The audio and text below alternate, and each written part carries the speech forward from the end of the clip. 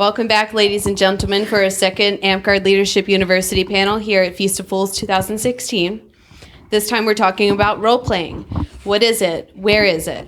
How do I get more of it? How can I better experience for all involved?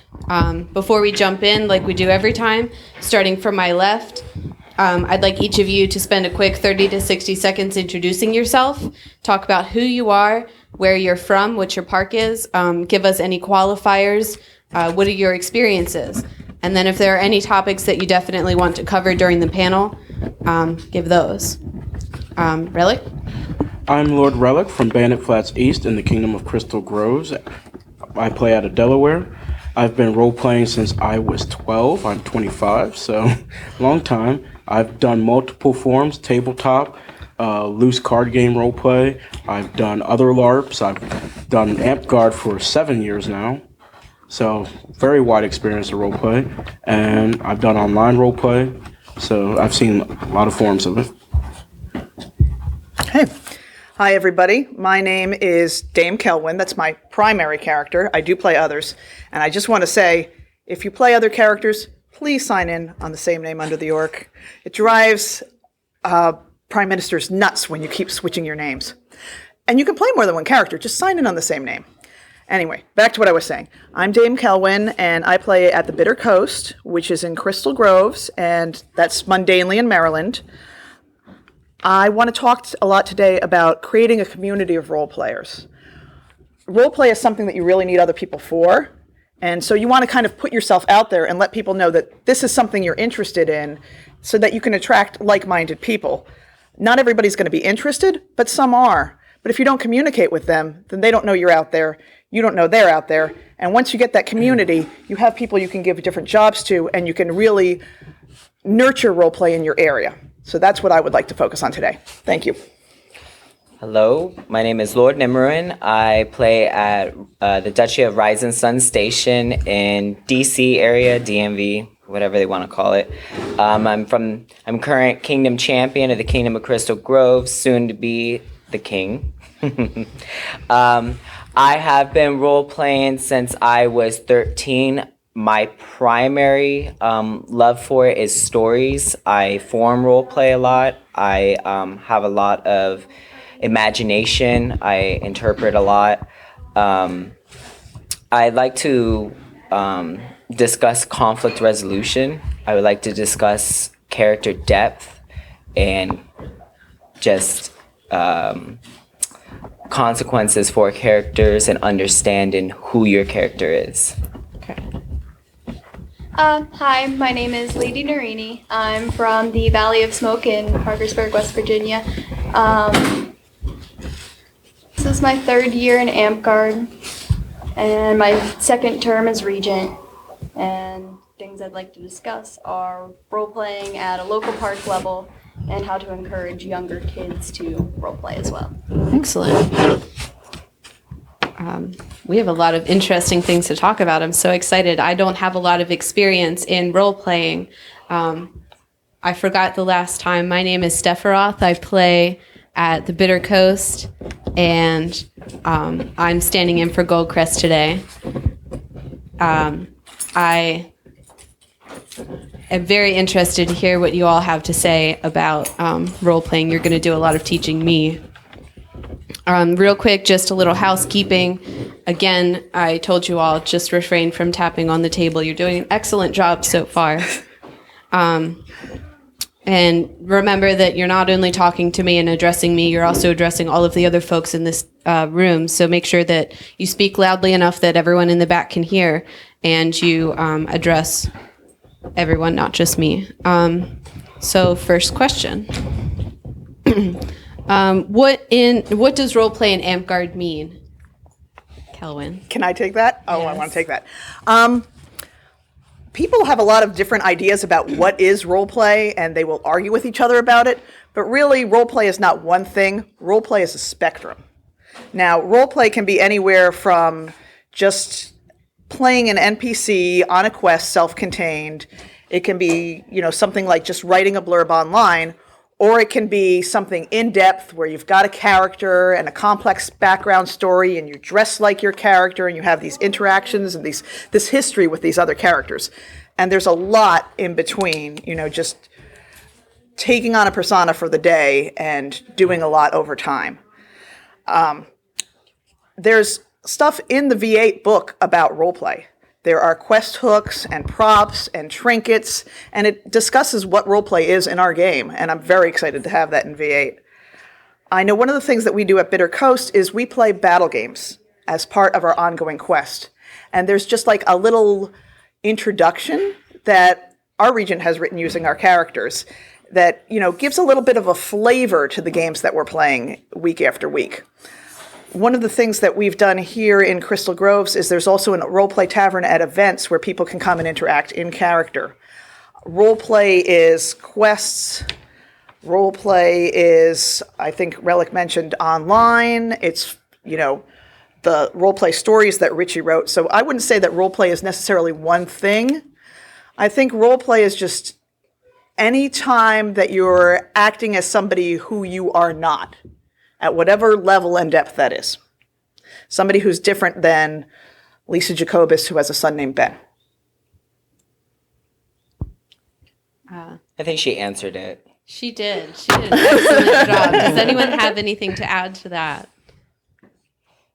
What was the question again? Did you get it? What does roleplay in Amtgard mean? Roleplay in Amtgard?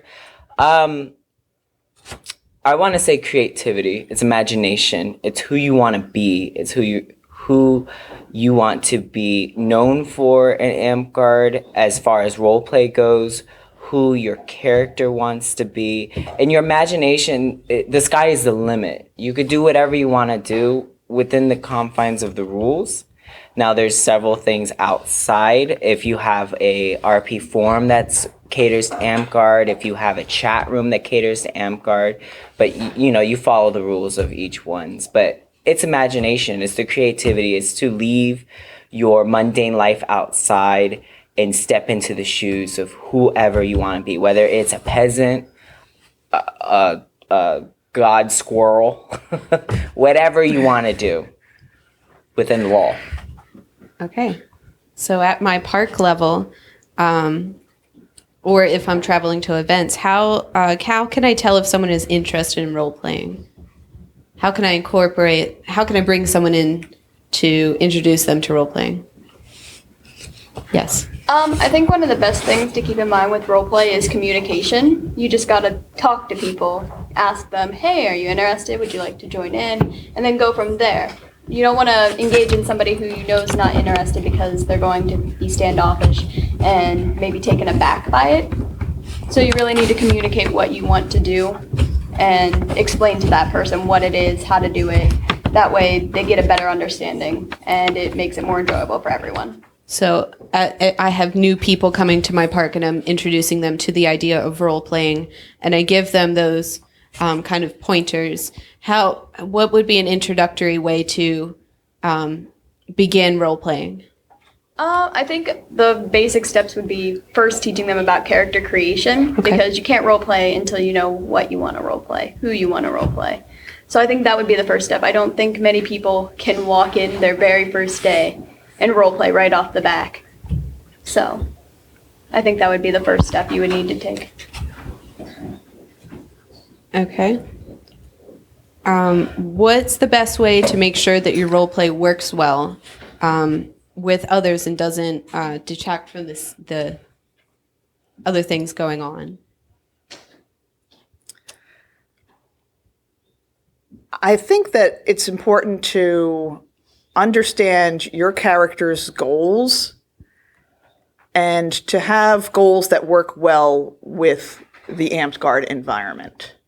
As Richie says, the rules are there. You don't want to use role play as a kind of, opportunity to just do what you want. Rules make things easier. Kids grow up and they play pretend and it's like they're playing cowboys and Indians or something. It's bang, bang, I shot you. No, you didn't. There's the rules there to help settle the conflicts.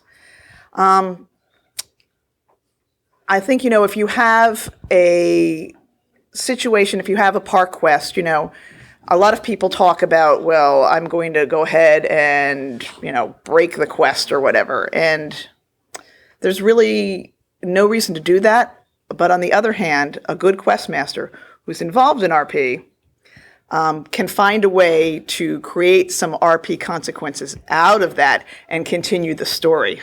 One of the things I like to talk about is yes and role play. Instead of somebody saying, no, you didn't shoot me, be like, okay, you shot me, and now I'm a ghost. Okay, you shot me, and I have to try and find a way to get back to my body. You shot me, and there's going to be a role play trial about it. So it's just a matter of, continuing the story, but also just keeping in mind that, we are playing a game. The game does have rules. Okay, so we're leading in a little to something I know you all want to talk about, especially in Nim'Ruin, is how do you deal with someone who has a god character who doesn't seem to want to die? You want me to go first? Yeah. Go ahead. For me, a lot of time, like if they want to play a god character, and I've seen it in person, I've seen it online, all sorts of things. First off, I'll look at, okay, are they actually playing a class and they're playing abilities that are godlike? If you can do that, if you're a 6th level and you want to play, your druid, you want to call lightning down to kill people from the sky, go ahead and do that. If you just want to say you have a bunch of armor and stuff because you're a god or you have some invincible reason that you can't die, like they keep saying, that's not in the rules. If someone hits you, you have no armor, and especially a lot of new people, I've noticed they want to be these powerful things right away. It's like, well, it takes time to build up to that and everything. So if I go and hit you in the back and you don't have armor, if I go and I wound your leg, play it out instead of trying to be super powerful, because that ruins the other person's fun as well. They're not going to want to play any kind of role play with you if they're just like, well, you can hurt me at any time and you're going to say that I can't hurt you. What's the point of me engaging with you if your character is supposed to be so superior that why are you even interacting with a lowly being like me? Yeah. Why are you in my lowly mortal affairs? So it is frustrating to role play with a character like that. How would you try and direct them in character to take the consequences that you've dealt them so that they don't necessarily die and their character, has a final ending or whatever? How do you direct them into, like Celwyn was saying, becoming a ghost or something like that? I think that for those situations, it's more of an education kind of thing. It's an education issue. If you're talking about role play in Amtgard, when we're doing quests, when we're doing RP Tavern, we have a set rules that are defined by Amtgard. So even if you're a god, you still must play within the rules. So if someone comes up and hits you, you can't just say I have 10 armor. That's not how this works. Now, you have what your either monster's ability is. If you're playing a monster, you have within what your class is. So I don't see too much of it being a problem when we're at an event and we're role playing, because normally the ones in charge, the Reeves, the Questocrat, Warcrat, they will normally shut that down and say, hey, you died, you got hit, you're dead. So you can, depending on what rules you have for the event, you can spawn in an hour. Mm-hmm. If you're talking more like role play over a form or Amtgard form, or you're talking about a role play over chat, you go within the rules of that. It's more of an education saying, hey, you're a god, but if you are not fun to role play with, nobody's going to role play with you. Personally, that's why I enjoy writing stories, because I don't have to cater to anybody else's opinion. I'm going to just write a story and make it interesting. But the fact of the matter is, when I get down and I start writing my stories, I think if I have a god character, no, my character's not going to kill a god unless I have some kind of magic weapon or kingdom artifact or something that's going to give my character a divine edge. But it's realizing exactly what you're doing in essence. So it really is a matter of, hey, you know, you're a god, but where are you RPing a god at? If you're RPing a god at my event, you're going to die because they're going to kill you because everybody loves killing gods. So going more into online, if you're in a chat room, I know there is a forum right now that I think just revamped, and now there's a whole new role play scenario going on. What rules do you put out to the people who are participating? I like the community to come up with their own rules. You know, I could say, well, I want to do this, and I want to play where you have one class you have to play, and you have to play that class all the time, and you need to write your spell sheet a certain way, and, you know, refreshes are every 24 hours online or something like that. But really, when you've got a group of people, you can take polls. You can have them decide, well, what do we want as a community? And I think that's one of the most fair ways to do it. I also think it gets them into the idea that it's not just about themselves and what they want to do. It is about communicating with the other person. It is about creating some kind of compromise sometimes and making sure it's fun for everybody. Because if it's not fun for everybody and it's stressful for them, they're not going to want to do it with you. So that's what I've done, is I've tried to lay out my opinion, let other people lay out their opinions, and come to some kind of consensus on the rules that we want to see. Now, there are some people who you're just never going to please. And that's not true just in role play. That's just true in life. But, you know, they have the opportunity to go start their own chat room somewhere and play the way they want to play. You know, there's just a lot of opportunities out there, and that's one of the things that's great about Amtgard, as opposed to something that's more with dedicated quest masters. You know, anybody can start a story and get anybody else to join in, really. Nerini, do you do online chat rooms as well? I'm usually on once a week or so, depending on my college schedule. It's usually pretty full in the evenings, so I try to stay away from that and do late at night when there's only like 5 or 6 people and you can get a bit more personal with it, because I think you can develop better character development with other people, friendships, in smaller groups in comparison to having like 25 to 30 people on all at once. And it moves so fast, you don't really you can't keep up with everything. So it's a lot easier for me online in smaller groups. There's also, as far as rules go for the chat room, I know that they did a consensus where when they attack other people, because there's always going to be a fight in the chat room regarding, you know, characters fighting other characters, is rolls. You know, if you roll, kind of like D&D, but you just slash roll. So it kind of I like it because it negates the whole god factor. You can say you're the god of cheese, but you're still going to die if you don't outroll your partner or your opponent. The god of squirrels. So you know, I enjoy it. Some people don't like it, but it's, you know, it comes to it. But it needs to be refined. There's some issues. I'm one of the moderators on there. I see the issues that come down. People sometimes get a little so invested into it when something doesn't go their way. They get really angry, really depressed, and say some really off-the-wall things. And it reminds them that I am not a psychologist. I was like, I can help you better your RP, but if you have something in yourself that you're dealing with, you have to deal with it. I can't deal with it. I am not a counselor. I'm sorry. But I will help you find a resolution to your issue that's with the chat room. One thing that I would like to add about the online combat, usually I like to try and negotiate with someone or something before an attack, because I find a lot of time it doesn't replicate what can happen on the actual field as much in terms of Amtgard. So while there's no problem fighting online, I feel like that should kind of be a last resort, unless it's something storyline like I assassinate this person. Okay, here's the fallout from that. But just fighting, it doesn't resonate what can happen out there.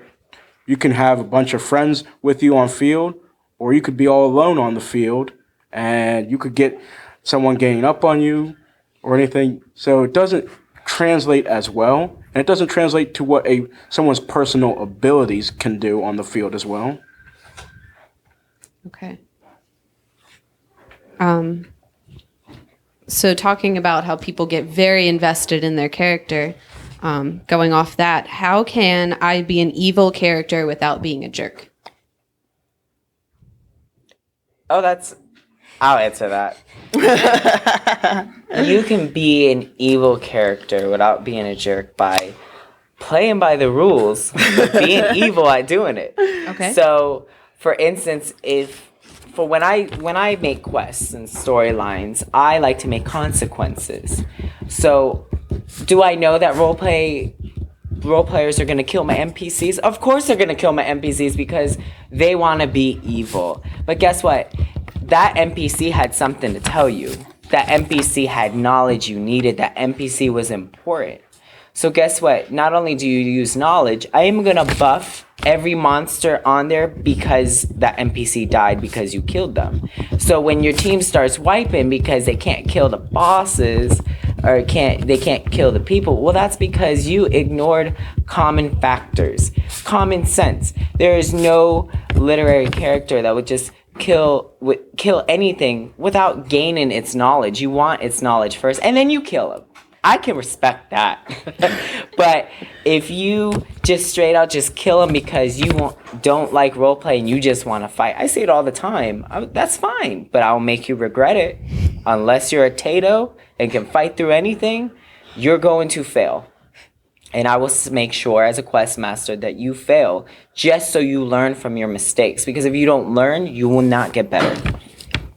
Nerini? I want to point out that you need to keep it in the game. If you're being evil in the game, obviously you don't want to take that emotion outside of the game and start being mean to the same people outside of the game, because then it's no longer role-playing, then it's bullying. And you need to keep that line there to avoid harassment outside of the game. I have a couple of things to add. I don't play an evil character myself, but within our role-play community, we've had people do classes on how to be an evil character. And one of the things I learned from, his class was that the communication out of character is very important. You want to talk to the people, find out what they expect to get out of the role play, and let them know that, you really don't have any hard feelings against them. This is just, the motivation of your character, and it's fun for you to be evil or whatever. And you also want to back off if they say no, if they're not really into it, because we're all supposed to be friends here. Don't argue with them that, oh, well, you have to do this because, otherwise you're just, ruining the game, and, you need to do this, and why are you even role-playing? Just, if they want to, if they're okay with you playing an evil character, then, they might want to have those consequences. They might be like, oh, yeah, I like to have, this enemy, and we're going to fight for years and years. But, communication out of character can be important in a situation like that. I also wanted to talk about emotion and bullying and keeping things in character and keeping things out of character. Now, I started role-playing not quite as young as Rellik. I started role-playing at 18. And back then, it was very much of a, well, you need to keep your in-character feelings in character and your out-of-feelings character out of character. And if you, don't, then you're doing something wrong. I read a lot of stuff online, and some of the articles I read are from Nordic LARP. And they had an article come out about bleed. And bleed is when your emotions can transfer across the line from persona to mundane. And you can have a bleed into character, like maybe I'm playing with Randy of Valley of Smoke, and even though my character hasn't met hers, we're friends out of game. So I might just be a little nicer to her in game because I don't necessarily realize that's coming across.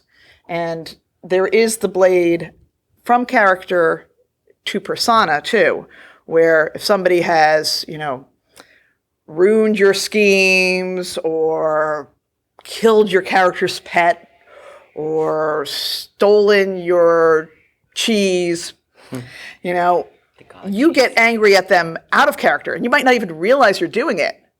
And I just want people to be aware that is a thing that happens. And it's not bad. It's not good. It's just emotions and feelings. And what matters is how we deal with it. Okay. I So, want to add to that, actually, because kind of going on the communication line, and what you're talking about, I've almost seen the opposite of Bleed 2, where something from roleplay kind of affects onward. I've had some people be like, well, Rellik, you're my friend, so you'll come help me do this whatever scheme I got in mind. It's like, Josh is your friend. Rellik, you might be an ally if you have something of worth, but he's not going to go out of his way to help you. He's not just going to jump on board with it. And just things like that. It's communication. You got to let him know, I have no problem with you in real life, but just because of that doesn't mean because we're friends or whatever that our characters are friends. If you have a new character, why would your person walk up and be buddy-buddy with me like, hey, how you doing? And all. It's like, who are you? If you did that in real life, someone would back up and be like, why are you touching me? That's a great point. And you've talked a number of times about keeping your responses and keeping, again, with, the whole God thing, keeping it realistic. Yeah. It's not necessarily realistic is, well, how do you talk about realism in a game with magic? But realistic is, how would people act towards each other? What would the motivating factors be for a god to be down here messing with the mortals? okay. So, for those who are new to role playing, what character development methods have you found work well for if I say I'm building a character? Do I sit down and I make objectives for my character? Do I set rules for myself to prevent character bleed, to interact with other characters? How do I build my character? I'm starting out. Rellik? So one thing I found a lot is find out what interests that person a little, because there's so many platforms. You got video games, you have tabletop, you have other LARPs, you have just storybooks, all these sort of things that people can read about. And this is a fantasy genre in the end. So where did they see an interest? It's like, okay, I want to role play. Once I find that, I go, okay, you like these type of characters. Why do you like them? What do you want like to... Batman, Rellik?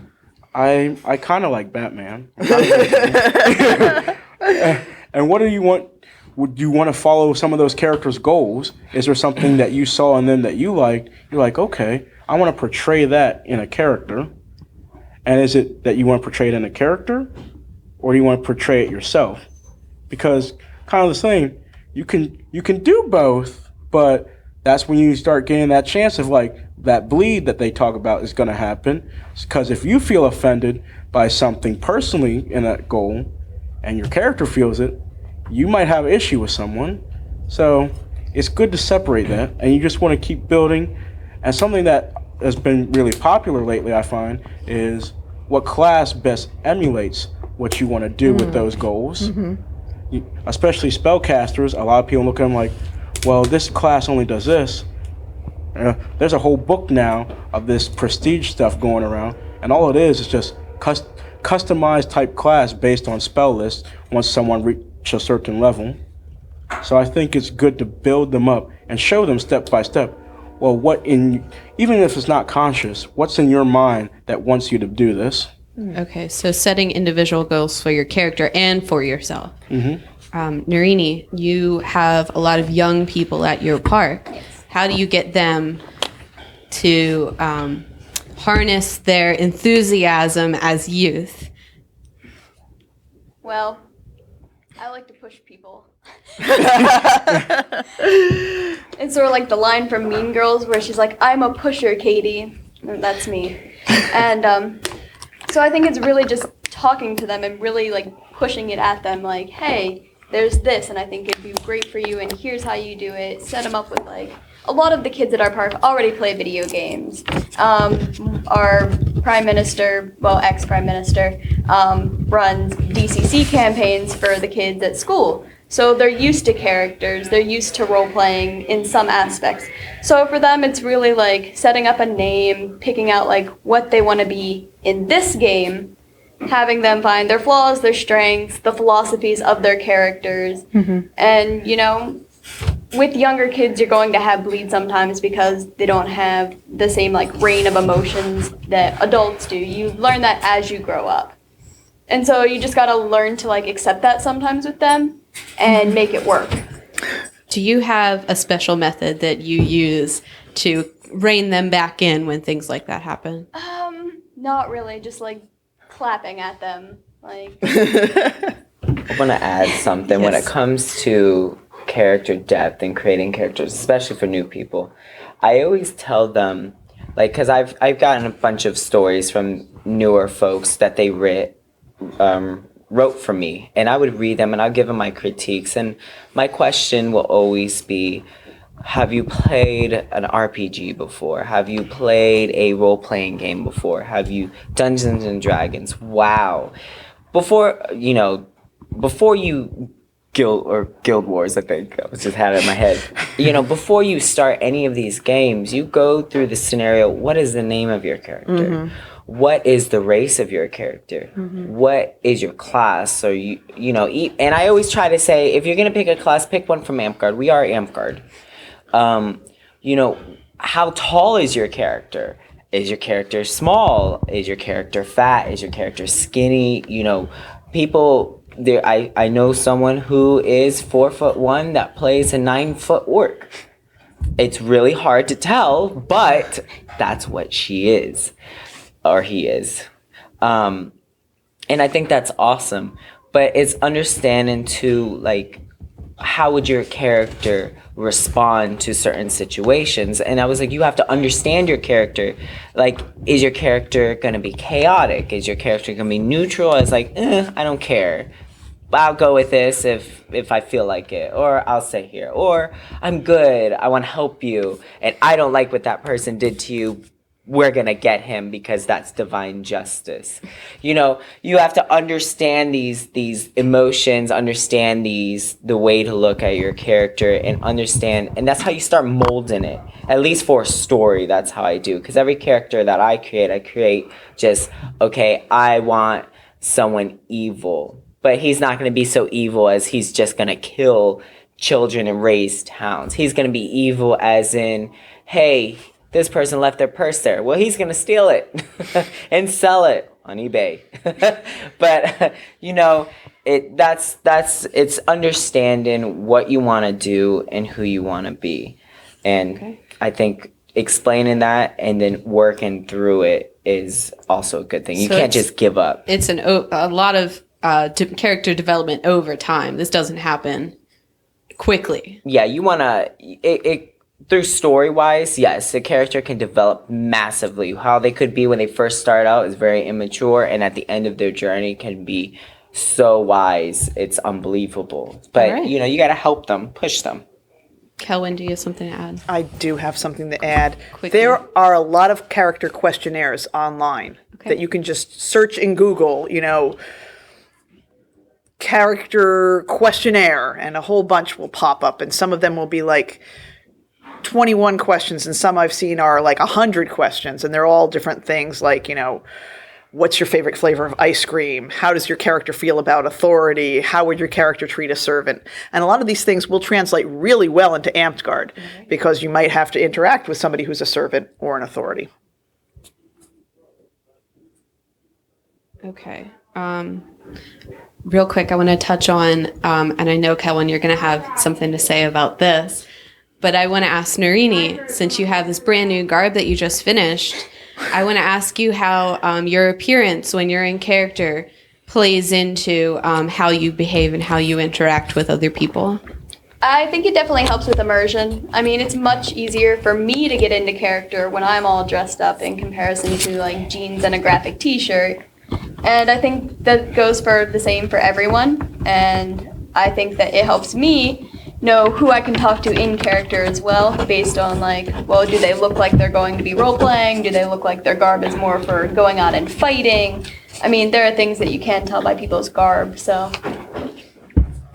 I agree. Do I dress up if I want to role play someone who is elf-like? Do I put on my ears and make sure I go in and interact with other people who have their elf ears on? Show, don't tell. Don't tell me about your character. Don't come up and say, well, my character is an orc who was raised by pirates. I want to see you green with a freaking pirate hat on. I mean, show me. Show me. We're doing live action role play here. I mean, and there's so much that's available out there, you know, on eBay or Etsy, or you just learn to do it yourself. And it's a way of communicating really quickly across that gap from what you see in your head to your audience, just like being a stage actor. Only thing is, our audience is everybody who's around us. Show, don't tell. All right. That requires a lot of crafting. I normally just dress up really nice and put on a mask. I have a goblin mask I bought from a Ren fair, put it on and put on a hood to hide my hair, and there I am. Yeah. Masks work very well for that. That's a quick way to transition right into your character. And Exactly. When people see you, they see it, and they're like, oh, that's Gooseberry. I don't know who gave me that name, but Lord. But you start acting like it, you know, and you don't have to be a theater major. Just, you know, you just be in character, have fun with it. Okay, real quickly, I have one more I want to touch on. How do you feel about having multiple roleplay characters, or if you only have one, and how do you utilize your main character versus having your kind of background characters, and then how do you keep them from blending? Everyone's going to look at Celwyn. Yep. Rellik, do you? Yeah, I have a lot of characters I play and whatnot. I think it's fun. You can play different roles if you want. Like my main character, he has his own goals. He has his own way that he handles situations and all. And then I have one character named Messiah. He is a person he wants to go the peaceful route if he can. He's not going to hurt you if he doesn't have to. He wants you to be the best person you can be. Unless you're evil. Unless you're evil. If you're a demon or you're undead, he's going to kill you. There's no talking about it. He's going to kill you. This doesn't mean you're evil. He's going to kill you. And then Jack wasn't evil from The Nightmare Before Christmas. And then from there, you can keep going. And sometimes you just find fun little things to do. I know people that have 3 or 4 characters, and they role play them differently. And I think that's what's important. If you're going to have different characters, you want them to have different personalities. You don't want them to just have 2 different names, but it's like, okay, you dress the same, you sound the same, your goals are the same. So you're the same person. It's just when you die, you switch that character and you're suddenly such and such again. Don't play multiple characters with the same set of garb. So, Celwyn, I know you have multiple sets of garb, and I know you switch them out when you switch between your characters. How do I keep that bleed from happening? That's a good question. I mean, a lot of it is, I think, practice over time. You know, that role players develop that skill to practice, you know, switching from character to character. I think a lot of it, I'm not a theater major, but I am very much of a character actor in that, you know, when I put my garb on, I will feel a certain way based on what I am wearing. You know, and again, it's a matter of, you know, just trying to provide those visual clues to other people. And those clues also, you know, clue you in as well. And like if some people are like, well, I'm going to just switch my ring from this hand to that hand. It's got to be big. It's got to be big. Big changes. Okay. Yeah. I only have 2 characters, a goblin and Nim'Ruin. I'm really lazy when it comes to this because I don't want to switch my garb to a million other things. So I'm going to stick with one character. And if he dies, I'm going to play a ghost until I'm alive again. I have no problem taking the spirit of my character and putting it in a whole different realm and just showing people and guiding them where they need to go. I have no problem with that. I think my benefit is that if it comes to story-wise, I've made over 20 original characters. I understand emotions. I understand personalities. I understand in depth. So I can help people do that by just asking them questions like, why are you doing this? Because I want to. That's not a reason why. You're doing it because you're impulsive. Why are you impulsive? You know, you got to ask yourself these questions. But me, I'm only going to play one character. And it helps to talk about your character in third person. Now, you know, why are you doing this? You know, why is Gooseberry doing this? Why is Nim'Ruin doing this? Why is Messiah doing this? Why is Celwyn doing this? You know, talk about the character in third person because it is somebody else who's not you, who's not the other character. Yeah? I only have one character, so Okay. Wonderful. it saves lots of time. It saves time. All right. We're running out of time, so I want to ask each of you if you have one thing that you want to send people home with, one message that you want to convey. Rellik, go ahead and you start, and we'll go down the line. I noticed this question didn't pop up, so this is just something I wanted to get out there real quickly, is think about what your character would do upon their death in the long term for things. A lot of people, because of Amtgard, there's no, I kill your character, they're dead. You can come back, like they said, in an hour. How do you treat that at an event where it's like, I'm going to spawn every hour? Are you going to hunt each other till the entire event? Because that's not going to be too fun for either party. So think about, okay, if this person bested me, am I going to go after them right away? Or am I going to let it go and be like, okay, they got me this time? Okay. Celwyn, last thing you want to say? I just want to reemphasize that different people like different things, and that's okay. All right. For me, I'm going to say work well with others. Try to, at least. You're not going to be eye to eye with everybody, but if you come to an event and they are, let's say, giving people cards, and you see a basket of cards, which is clearly not in game because the person who's in charge didn't do it. Don't steal all the cards and ruin the game. You know, don't. I mean, you want to be evil, cool, but play within the game because I'd make you give them all back if I was a Reeve. You know, conflict resolution is very, very important, especially with online. Understanding that you're working with other people, other personalities. You know, don't go overboard. Understand what the limits are, what the boundaries are, and play within the rules. Okay. I actually have two different things. One, going back to bleeding a little bit, I think that there are very few people in the world who can really separate themselves from their character 100%. And I think that's okay. I mean, for some people, like, I'm always going to have my disabilities, and that's not a negative thing to have on my character. And I think that's okay to accept that. And then the other thing that I think people really need to remember when role-playing is that you're the main character in your own story, but to everybody else, you're the supporting character. Right. So you need to keep it that way. Right. That's excellent advice. And that's something I think a lot of people need to hear, that you are the main character in your story, but everyone has that same opinion. Right. My story matters. And everyone's story matters. Story matters You're right. to me, Richie. It Everyone's does. story matters. Well, thank you all for taking some time out during Feast of Fools to come and sit with us and teach me and teach everyone listening about role playing. Thank you all.